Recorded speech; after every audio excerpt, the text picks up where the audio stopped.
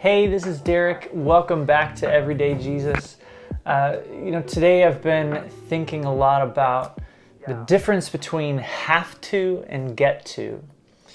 For those of us that have committed to following Jesus, sometimes that question can make a big difference. It's easy to think, well, what do I have to do? I don't have to do this. I don't have to do that. But I really think if we're thinking in terms of what do I have to do, we're kind of asking the wrong question. Because if we really understand what Jesus has called us into, these things that we are doing are get-tos.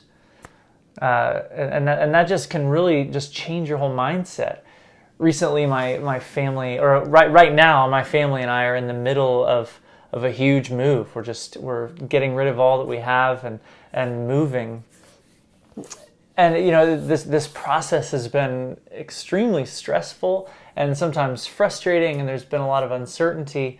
And sometimes there's a temptation to kind of get a little discouraged and get down and get upset by the way that things are working or the processes or how difficult things are.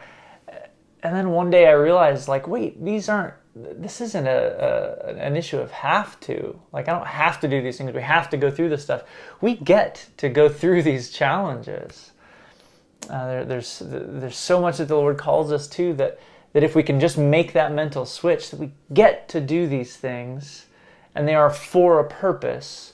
Once we can realize that, and if we can make that mental switch, things change so much. If we think about how, I have two daughters, and sometimes I have to tell them, you can't eat that. You have to eat healthy food. And it's important for them to trust and know, if they want to be healthy, which they may not really want right now, they're just going off their own desires.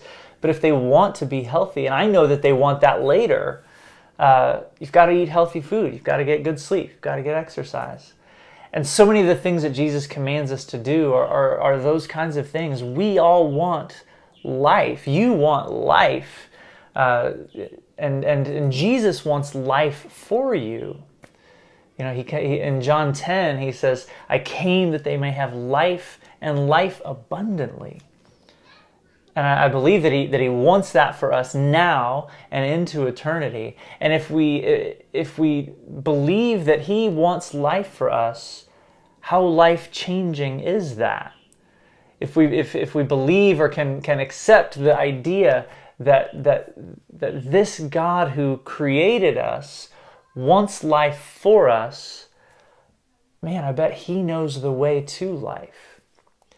So when we're looking at the commands of Jesus, these aren't things that we have to do. These are things that we get to do. And just like sometimes, eating healthy food, switching from a fast food diet to a whole food diet or a healthy food diet, is kind of work at first, and you have to force yourself to do it. But eventually, your taste buds change, and what you desire changes, because what you really desire is life and health. The same is true in the spiritual sense. The more I go out of my way to serve somebody, to serve my wife or serve my neighbors, the more I force myself to do that sometimes, the more life-giving that becomes, and the more I want to do that, and the more I enjoy doing those things. And so I think that's true in all of Jesus's commands.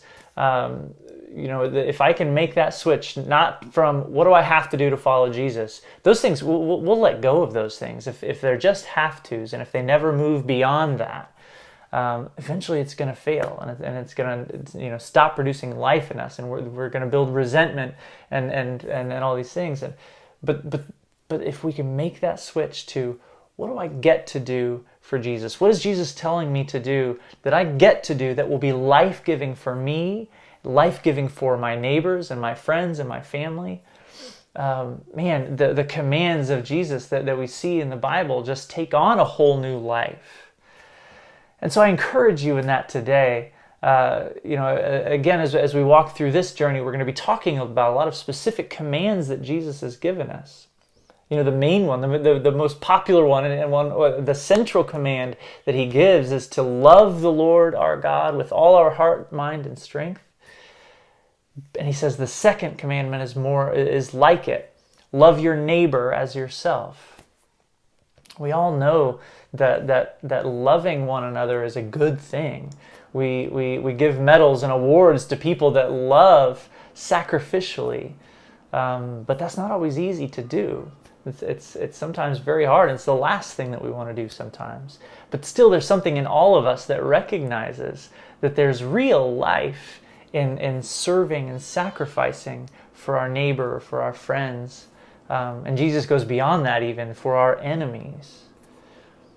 But I encourage you today to look at the things that you have to do, whether it be go to your job, whether it be serve your wife or your husband or your kids, or go shovel your neighbor's walkway or driveway. Try to make that switch in your mind and say, this is something I get to do. And even though it may not be something I would choose, it's what maybe Jesus has given me. And maybe this is something that will be life-giving for my neighbor or for the receiver, and will essentially also be life-giving for me. Look for the life in the things that you have to do, and they will become things that you get to do. Even if sometimes there's a little bit of convincing, a little bit of force, a little bit of just kind of talking yourself into it. Look at it that way, and those things will just take on a whole new life for you. The commands of Jesus will take on a whole new life for you. So I encourage you in that, as we go through this journey, ask yourself that question. What do I get to do? How do I get to follow this Jesus that wants life for me, wants the life for me that deep down I want? I may not agree right now or think right now that there's any life in this path of following Jesus. Maybe you don't believe that. But I encourage you to walk a little bit with me through it. And I believe that you will find the further we go down this path, the more life will come to you. And as you submit to Jesus more and more, your life will increase. You will see and experience and know true life. Jesus at one point says, "He who seeks to save his life will lose it. But he who gives his life or gives up his life for my sake will find it."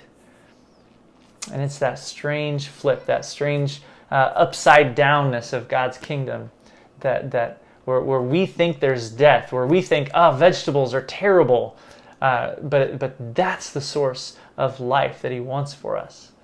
And so follow with me in this journey as we seek to do that, seek to find out what we get to do in service to Jesus and in service to others, in love for Jesus and others.